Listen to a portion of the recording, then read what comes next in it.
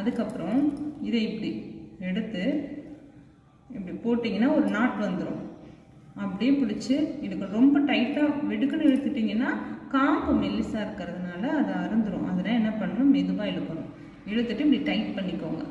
இதெல்லாமே நான் பிகினர்ஸ்க்கு தான் சொல்கிறேன். ஆல்ரெடி உங்களுக்கு கட்ட தெரியும் அப்படின்னா இது எப்படி நம்ம வந்து யூசேஜ் பண்ணணுங்கிறத சொல்லியிருக்கேன். அதை நீங்கள் ஃபாலோ பண்ணிக்கோங்க. பிகினர்ஸ்க்கு தான் சொல்லிட்டு இருக்கேன். இப்படி நீங்கள் டைட் பண்ணிக்கிட்டிங்கன்னா நல்ல நெருக்கமாயிரும்.